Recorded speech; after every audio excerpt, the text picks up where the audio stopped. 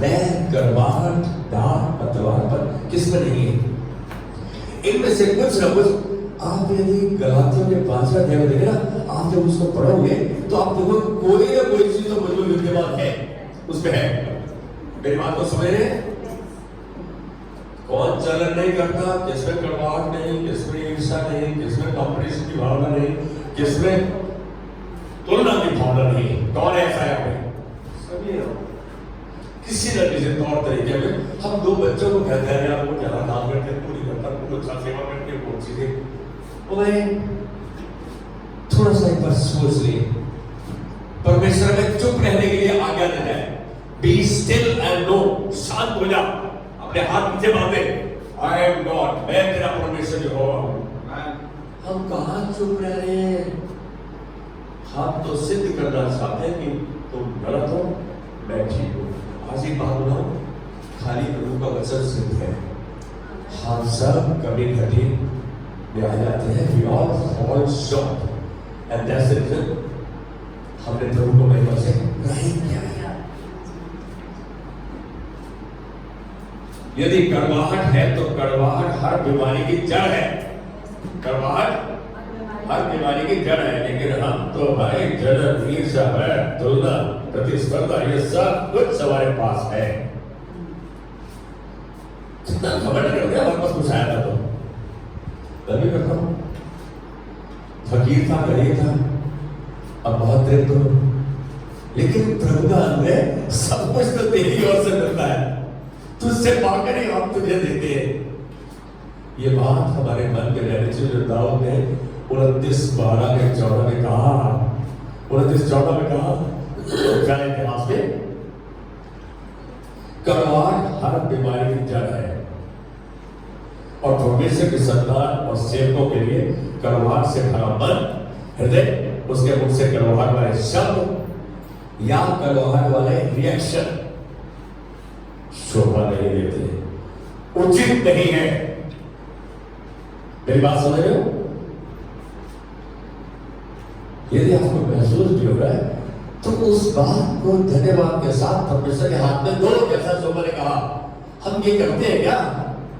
हम तो अपने आप निबटने की कोशिश करते हैं, देख लो कि मैं देख लूंगा, तुमको है, तुम कौन है? तुम कुछ नहीं कर सकते भाई जब तक परमेश्वर न चाहे। मेरी बात तो समझ रहे? और ऐसी चीजें परमेश्वर कभी मदद नहीं करता, भूल जाओ। हम यदि परमेश्वर कहना नहीं मान रहे तो हम मदद की आशा नहीं करें। हम तो मदद चाहते हैं, प्रभु मैंने जो किया तो उसे माफ कर। जैसे दाऊद ने कह दिया, अपने अनुग्रह में अपने मदद न्याय मत कर, उसको दया कर, कह सकते हो। लेकिन जब ये डिसाइड कर लो, निर्णय ले लो कि मैं प्रभु तेरा कहा मानूंगा, आपसे मैं इधर नहीं बोलूंगा। सच मानो तो कड़वाहट मन, आत्मा और भावनाओं में जहर भर देती है। कड़वाहट जहर भर देती है। यह जहर बाहर से तो दिखता नहीं, बाहर से नहीं दिखता ये जहर, लेकिन धीरे धीरे अंदर ही अंदर कार्य करता है और शरीर में न ठीक होने वाले लोगों को उत्पन्न करता है। मेरी बात को समझो ध्यान से। आपकी जलन, ईर्ष्या, कॉम्पिटिशन, कंपैरिजन, ये सब आपको उस परिस्थिति में ला रहे हैं जो अंत में मृत्यु को उत्पन्न करता है। अब इसे कौन ऐसा है जो बिल्कुल ठीक है, बिल्कुल एकदम 100% ठीक? सारे बीमारों की जरूरत अस्पताल में, परमेश्वर का अस्पताल है। Church is not a place, a good institution। ये वो स्थान है जहां मरीज चंगे होते हैं। मेरी बात को समझ रहे हैं?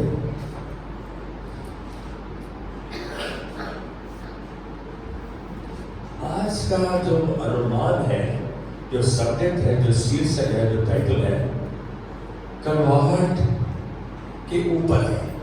मैं पूरा नहीं बोलूंगा, जलन के ऊपर है, ईर्ष्या के ऊपर है। यदि हम इस बात का उपचार समय पर नहीं करेंगे, इलाज नहीं करेंगे इसका, तो हम मृत्यु को प्राप्त हो जाएंगे। और शास्त्र में हम ऐसा उदाहरण देख रहे हैं राजा शाऊल के बारे में। मेरी बात को ध्यान से सुनना, राजा शाऊल के बारे में। उसके भीतर ऐसे ही रवैये ने कब जड़ पकड़ ली। दो घटनाओं को आज देखते हैं, दो घटनाओं को आज देखते हैं। शाऊल को नबी शमूएल ने परमेश्वर की आज्ञा पर उसको आज्ञा दी कि तू किसी भी रण में, किसी भी लड़ाई में कूच नहीं करेगा जब तक शमूएल नहीं आ जाता और वो होम बलि नहीं चढ़ाएगा। वो लड़ाई के लिए, रण के लिए नहीं जा सकता, उसको आज्ञा थी। अब बड़ी अजीब बात है, और यह आज्ञा परमेश्वर ने दी थी, परंतु नबी शमूएल के पहुंचने से पहले ही राजा शाऊल के लोग शत्रु से डर गए और छोड़कर भागने लगे। जब उनको मालूम पड़ा उनकी सवारी उतनी है, उनको मर जाएंगे, उनको मार देंगे, भाग लगे। अब जब इसके लोग भागने लगे तो राजा शाऊल थोड़ा सा घबराया, कहा यार अभी तक ये आया नहीं हमारा नबी, तो बड़ी गलत बात हुई, और जब तक ये नहीं आएगा मैं कुछ नहीं कर सकता।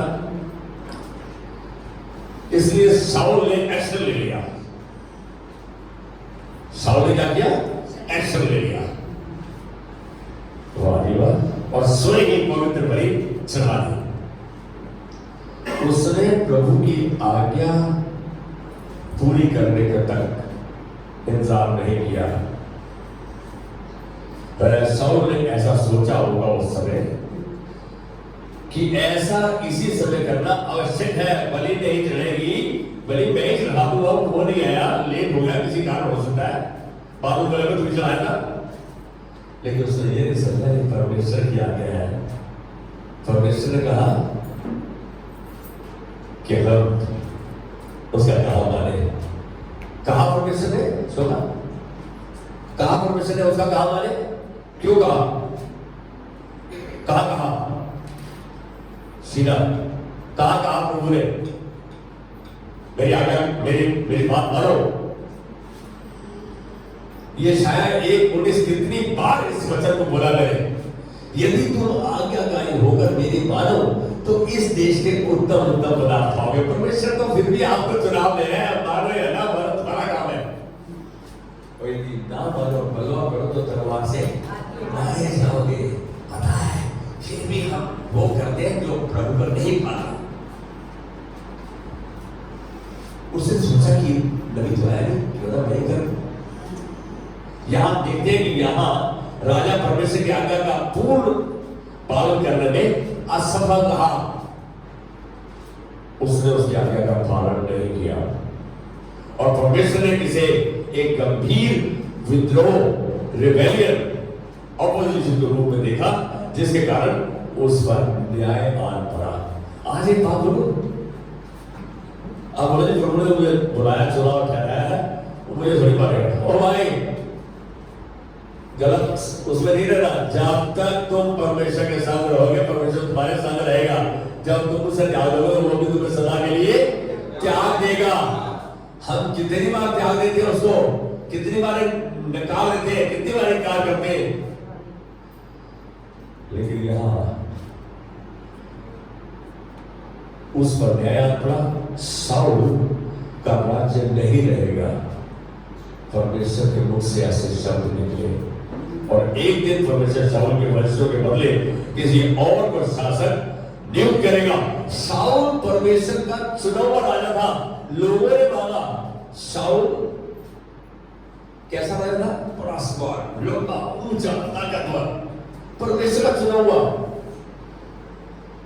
यहां शाऊल जो परमेश्वर चुना था, जब वो ताकत में आ गया तो उसने सब कुछ अपनी मनमानी करनी शुरू कर दी। परमेश्वर नहीं चाहता उसके बच्चे उसकी आज्ञा का पालन न करें। एक बात बताओ, इंग्लिश में बोलो, in submission only you have the authority. समर्पण में ही आपके पास अधिकार है। यदि आप समर्पण में नहीं है तो अधिकार नहीं है आपके पास। You have no authority. हमारे बड़े मैं मालूम यदि बच्चे अपने बाप से बुद्धि में, ज्ञान में, आर्थिक उसमें बड़े हो जाए, क्या उनके पास वो तजुर्बा है जो उनके पापा के पास है? नहीं है। लेकिन उसको सुधारने के लिए भी आपको परमेश्वर की दया, करुणा, अनुग्रह की जरूरत है। जिस समय हम तापमान बहुत ज्यादा है, उस समय मैं तो देख लूंगा, और अब बाप ने माना, हमारे मांगे, अब देख लेंगे इसको। आज वो परिस्थिति आ चुकी है, मुझे बाप से कुछ नहीं चाहिए, मैं जाऊं। लेकिन एक बात कहूंगा, यदि परमेश्वर के वचन को जानते हैं तो हम उसके वचन को मानते हुए अपने आप को वचन के अधीन रखें। आज परेशानी क्या है कि हम सब आजाद हैं, लेकिन परमेश्वर के वचन के अधीन है। वो हमारा शासक है। उसका वचन कहता, तेरा वचन मेरे पांव के लिए दीपक और मेरे राह के लिए उजियारा है। कि सच में मैं उसके वचन को थामे हुए, उसके वचन को जानते हुए, उसके वचन को मानते हुए चल रहा हूं। बहुत इंपॉर्टेंट चीज है। यहाँ पे हम देख रहे हैं कि परमेश्वर ने निर्णय ले लिया कि शाऊल के स्थान पर किसी दूसरे शासक को नियुक्त करेगा। पहली गलती तो शाऊल की, पहला केस तो ये था। दूसरे स्थान पर भी कुछ ऐसा ही हुआ। हम देखते हैं अमालेकियों के विरुद्ध युद्ध के दौरान भी राजा शाऊल एक बार फिर प्रभु की पूरी तरह आज्ञा पालन करने में विफल रहा। परमेश्वर का सबका सत्यानाश कर दे। क्या कर दे? सबका सत्यानाश कर दे। क्या परमेश्वर की आज्ञा का पालन किया शाऊल ने? मैं पूछ रहा हूं, नहीं किया। उसने यहां भी आज्ञा का उल्लंघन किया। लेकिन जब नबी शमूएल ने उसको टोका, ध्यान रखना, राजा जब सामर्थ्य है ना तो रुख को बोल देता है।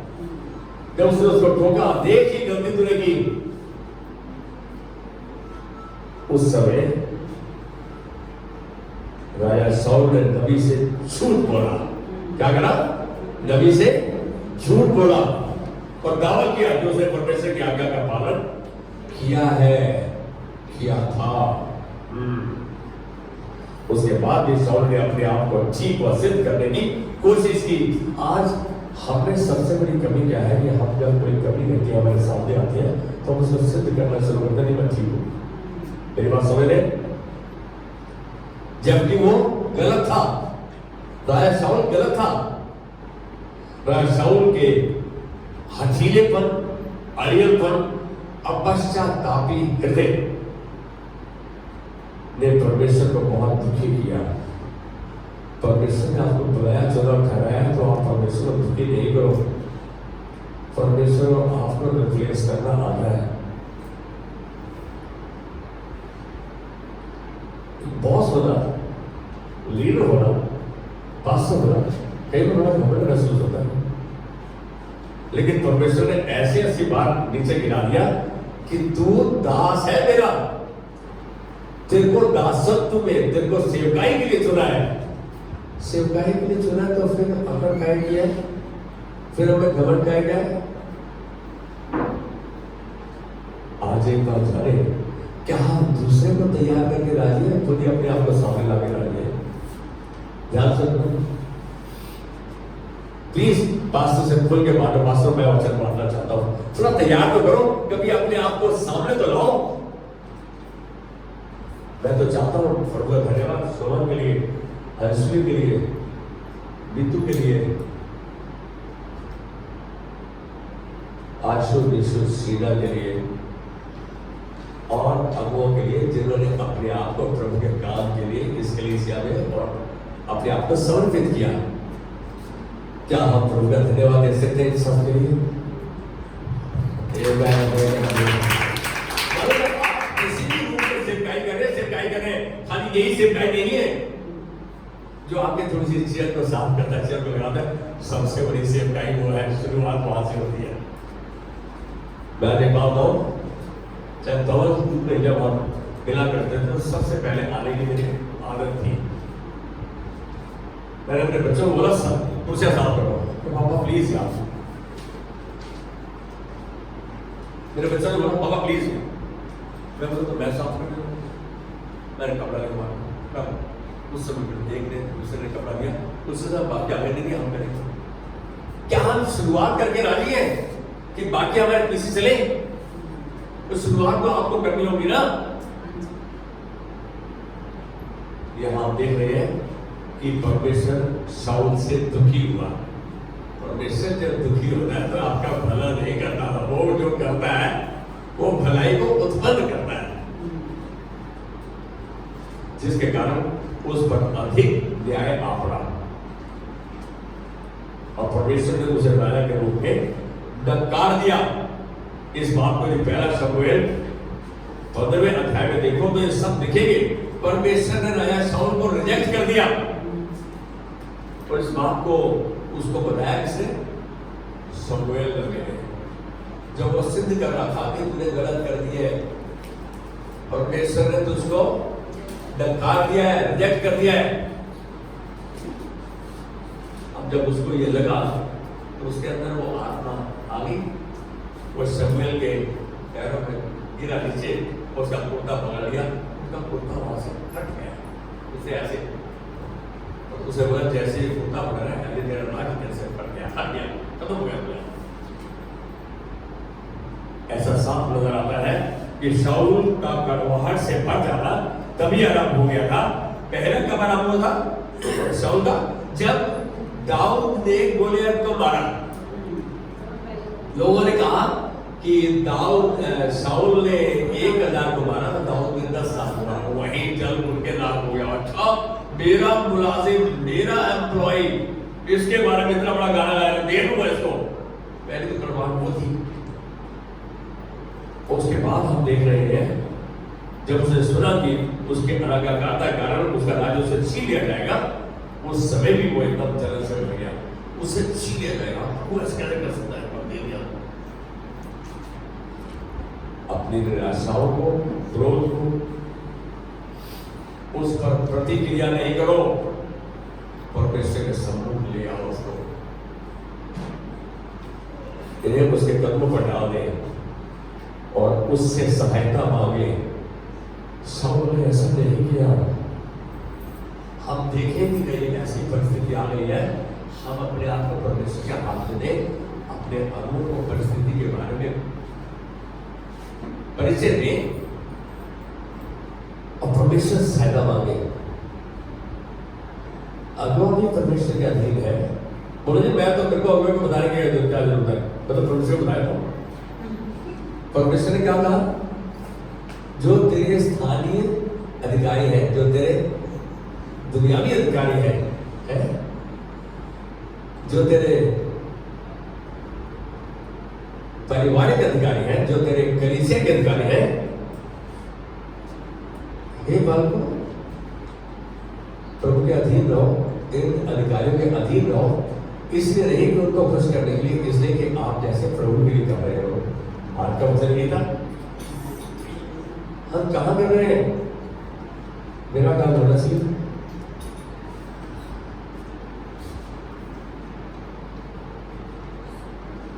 यहां हम देख रहे हैं कि हमारी जिम्मेदारी क्या है। हम सब ऐसी परिस्थितियों में फंसते हैं, ऐसी परेशानियों में, ऐसी परीक्षाओं में फंस जाते हैं। हमारा मकसद उस समय उस परिस्थिति को परमेश्वर के हाथ में देना है। सच में आप कब जानेंगे कि आप गलत हैं? आत्मनिरीक्षण, सेल्फ इंट्रोस्पेक्शन, अपने आप को जांचें। मैं तीसरी बार हॉस्पिटल गया तो मैंने हल्का सा दिखाया, काम गलत हो गया, मुझे जांचना पड़ेगा। प्रभु ने बोला मैं तेरे को तेरा अपना अनुग्रह दिखलाना चाहता हूँ। दुखी तो होता है, आपकी तबीयत, आपका शरीर, आपकी आत्मा एकदम कमजोर हो जाती है। और मैं इस दौरान प्रभु ने साफ दर्शाया, देख तेरे पास कितनी सहायता उपलब्ध है, ये सब मैंने तुझको उपलब्ध कराई है। क्या हमारा धन्यवाद हृदय है? कहाँ है? हम हर बात में परमेश्वर को धन्यवाद करें, क्योंकि परमेश्वर की मसीह यीशु तुम्हारे प्रति यही इच्छा है। काश मेरे साथ कोई रात को उस रात होता, खाली मृत्यु थी, ऐसा था बस आज आखिरी दिन है। लेकिन परमेश्वर ने उस समय भी अपना अनुग्रह दिया, लेके हॉस्पिटल डॉक्टर्स के पास फिर घर ले गया। आज फिर प्रभु दास एकदम उसी की अलौकिक, उसी की प्राकृतिक, शारीरिक, भावनात्मक सामर्थ्य में तुम्हारे सामने खड़ा है। ये परमेश्वर का, ये परमेश्वर का अनुग्रह है। हम जाने यार, जवानी में हम बुढ़ों के मजाक उड़ाते हैं, बूढ़े बड़ो क्यों उड़ाते? यार ये मेरे घोड़े में दर्द है, मेरे ये हाथ दर्द है, मेरे वहां दर्द है, मेरे को ये हो गया, वो हो गया।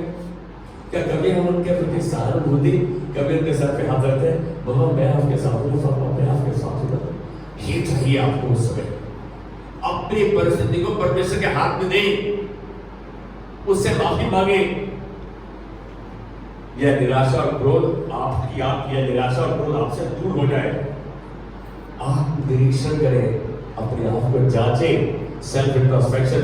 आपका पछतावा करना और बुरी चाल से फिरना, आपका माफी मांगना और परमेश्वर के प्रति समर्पण करते हुए आज्ञाकारिता की ओर फिरना, इतना कुछ कैसे कर सकते हैं यार? माफी मांग करिए, क्यों दीपिका माफी मांग रही? सारा दिन सेवा करके फिर माफी मांगी जाएगी? ऐसा नहीं होगा भाई। एक बार तो हम रिएक्ट कर जाते हैं। अधिकारी कौन है? जो खुद अधिकार में है। परमेश्वर सबसे बड़ा है, all powerful, all great, all knowing। क्या हम उसके अधिकार में हैं? इन्हीं बातों से इन्हीं बातों पे आपका आत्मिक स्वास्थ्य निर्भर करता है कि क्या अपने आप को जांच रहे हैं समय समय पर, क्या हम देख रहे हैं, क्या हम उसका सुधार का कार्य कर रहे हैं, उसका स्टेप ले रहे हैं, विश्वास का कदम उठा रहे हैं, नहीं उठा रहे हैं। भाई यदि टाइट समय आ गया है तो हर पूरी का समय एक हाथ पूरी पे है। It's just a hand, believe it। परमेश्वर होता है, मैं इतना दूंगा तो भर पेट खाएगा और तृप्त होगा, भर पेट खाएगा। कहता जितना मेरा नुकसान हो उससे दुगना भरूंगा तुझको। परमेश्वर दे रहा है। एजेकियल में देंगे हम। यहाँ हमारा आत्मिक स्वास्थ्य, जलन, ईर्ष्या, वैर,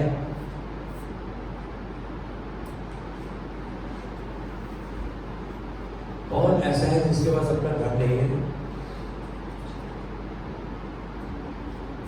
अपना घर नहीं है सबके पास। सारे अमीरों तो है, कितने अमीरों पता ही नहीं, फिर भी हम देख ले मत करना है, इसके पास जाना है, उसके पास जाना है। राम भाई के पास तो बहुत है, सीमा के पास बहुत है, रोज के पास बहुत है, संजय के पास, अरे ये तो करोड़पति है। अरे क्या पास्टर थोड़ा अपनी जुबान को मत करो। अरे आज एक बात बताओ, मेरी बड़ी बेटी ने कहा एक बार, क्या आप बहुत अमीर हो? अब ये बात उसको किसी ने कह दी, किसी ने पंप मार दिया। मैं बोला हाँ तो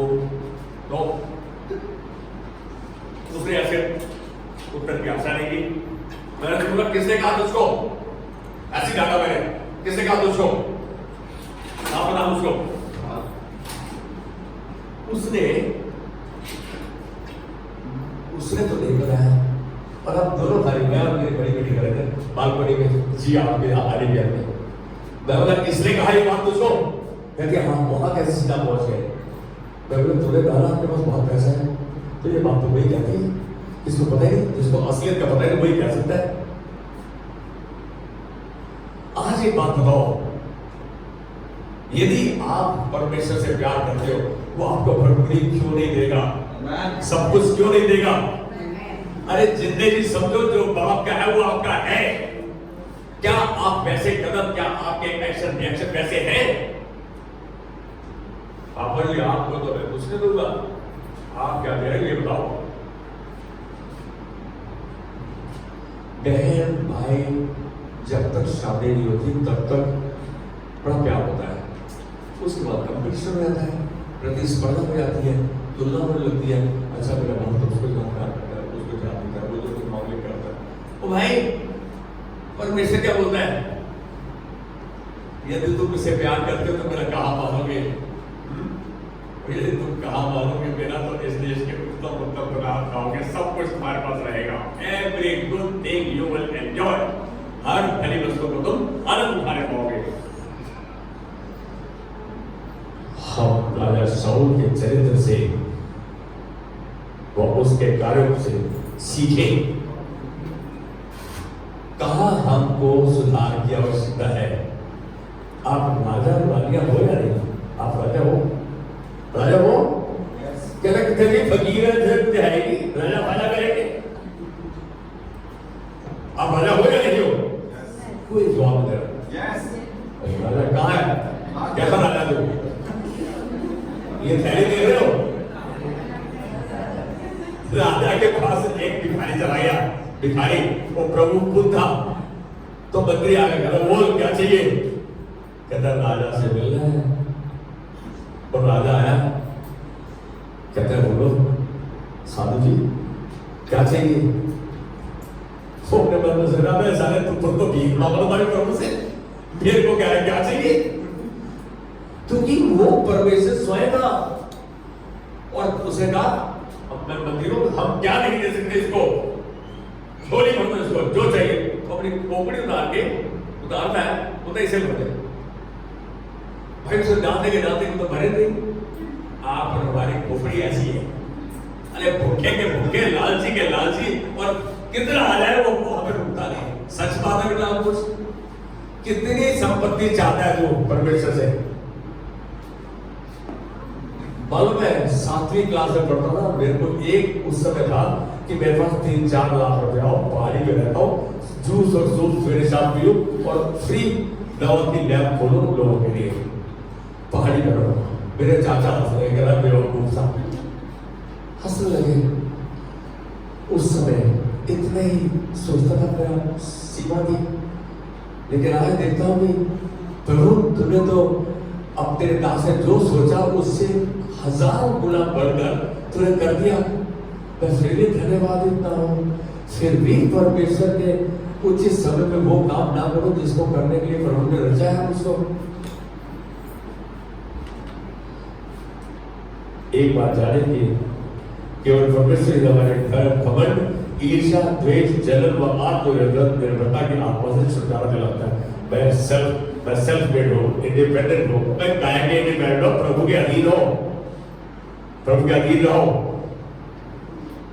अपने अपने दुनियावी स्वामी अधिकारियों के अधीन रहो। हम तो ये चीजें साफ देखते हैं कि हमने घमंड भी है, ईर्ष्या भी है, द्वेष, जलन, आत्मनिर्भरता की आत्मा से छुटकारा मिले। फिलिपियों 4:13 में पौलुस बहुत सामर्थी था। आपको कितना पता है? शाऊल था, वो पौल बनने से पहले इतना पैसा, इतनी धन संपत्ति, इतनी बुद्धि, सब कुछ था, लेकिन इस आयत में वो क्या कह रहा है कि मैं मसीह यीशु के साथ, इसका मतलब उसके कहने को जानते हुए, उसके कहने को समझते हुए, उसके कहने को मानते हुए मैं सब कुछ कर सकता हूं। क्या आप सच में संपूर्ण रूप से समर्पण में है, प्रभु का कहना मान रहे हैं? मालूम है मेरा एक दामाद गुस्सा आ गया, आपको इस मैसेज के अलावा और कोई मैसेज नहीं है भाई। परमेश्वर को 2 चीजें पसंद है, 2 चीजें पाती हैं, विश्वास और आज्ञाकारिता। आप विश्वास करते हैं, आज्ञाकारी रहो, वो सब कुछ देगा। He will make it come to pass, वो ऐसा होने देगा। बहुत अच्छा लगता है जब हम प्रभु के वचन को थामे हुए अपने जीवन को जीते हैं, और सुरक्षित हम तभी महसूस करते हैं जब हम उसके प्रति समर्पित हैं। In submission only you have the authority. समर्पण में केवल अधिकार है। मैं अपने बड़े डॉक्टर को बोले तो बकवास करता, गाली देता है, उसके लिए प्रार्थना करता हूँ, कहता नहीं तो मुंह तोड़ा है, गुस्सा जाती है, मैं भी क्या कर सकूँ? नहीं, आप कुछ भी रिएक्ट नहीं कर सकते। You have no right to react. You only right. You are a privileged person to submit and surrender. उसमें आपको बीमारियां कम है, मेरे पास ये अधिकार है, बीमारियां आ रही, मैं आपने ये बीमारी है, ये सारी ऐसी बीमारियां लाई बीमारियां जिनका परमानेंट कोई इलाज नहीं। क्या करना चाहते हो जीवन में? हाँ, तेरे से पूछ रहा हूं, जीवन में क्या बनना चाहते हो, क्या करना चाहते हो? पौलुस ने जब इस बात को कहा, ये कितना बड़ा कथन है कि मैं मसीह यीशु के साथ सब कुछ का सब जो मुझे सामर्थ्य देते हैं, सामर्थ्य प्रभु देता है, तो फिर मैं जिसने सामर्थ्य दिया उसके समर्पित, उसके प्रति समर्पित रहूं। पौलुस ने बहुत बड़ी बात कही। यह कथन वायदा आपके और मेरे दोनों के लिए है। This statement, this convent, this promise, ये कथन, वाचा, वादा आपके और मेरे लिए है। यदि हम उसका कहा मानेंगे, कह चलेंगे, तो वो हमें सब कुछ करने की सामर्थ्य दिए रहेगा। कहने से भी हम मृत्यु नहीं, जीवन को थामे, वचन को थामे। हमारी परमेश्वर पर निर्भरता ही हमारी आशा और सामर्थ्य है। हमारी परमेश्वर पर निर्भरता हमारी आशा भी है, हमारी सामर्थ्य भी है। ऐसा करते हुए हम परमेश्वर की महिमा को देखेंगे और परमेश्वर की महिमा में जाएंगे। क्या इसे यार ये मैं इसे हम तो मानना थोड़ी जाते हैं, हम तो प्रभु जो मर्जी करते हैं, जो मर्जी पादरी करता है, जो मर्जी सुनाम सुन रहे हैं, मारेंगे वही करेंगे, वही जो हम बंद करते हैं। ऐसे ही है ना, डॉली में करते थे वही है जो हमारा मन करता है। हम वो नहीं करते, प्रभु का वचन कहता है। उस समय ख्याल नहीं आता, लेकिन जब बहुत बुरा हो जाता है ना, प्रभु किसी के द्वारा याद दिलाना, मैं शायद छोड़ देता है। लेकिन आज लोगों, आज वो समय अपनी गलत कामों से, अपनी गलत सोच से फिरे। पर मैं अभी मुझको इन दिनों में ऐसा एहसास हो रहा है, यदि मैं किसी के विरोध में सोच भी रहा हूं, तो प्रभु बोलता है इसको मेरा ऐसा नहीं है कि मन ऐसा नहीं करता, नहीं जाता, लेकिन परमेश्वर के हाथ में दे दो, फिर उसके बाद रिलैक्स हो जाओ। अरे उसके हाथ में दिया तो विश्वास करना कि वो सुनता है, बहरा नहीं है। मुझसे प्रार्थना कर, मैं तेरी सुनकर तुझे बड़ी बड़ी और कठिन बातें बताऊंगा जिनको तो अभी नहीं समझता। परमेश्वर एक बार फिर हमारी अगुवाई करने के लिए तत्पर। आइए खड़े हो जाए, जो नहीं खड़े होते बैठे रहे।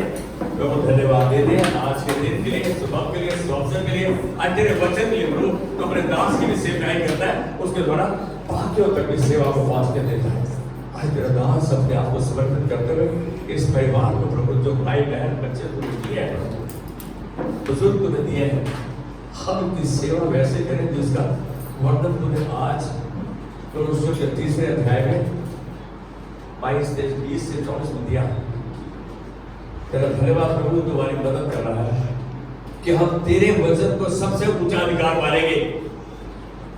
यदि माता पिता गलत भी है तो हम उनको तेरे हाथ में देंगे और कुछ इस समय पर उनकी सेवकाई करेंगे। आज हम प्रभु समर्पित इसलिए करते हैं कि तू हमारा नियंत्रण ले चुका है। तूने हमारे हृदय को देखा है, इस लोग के हृदय को देखा है, और तू हमारा नियंत्रण ले चुका है, तो हमारा संचालन भी कर रहा है। हम इन परिवारों में, बच्चों में, इस झुंड में एक बार फिर तेरी महिमा को देखते हैं। यीशु मसीह के नाम में, आमेन, आमेन। God bless you.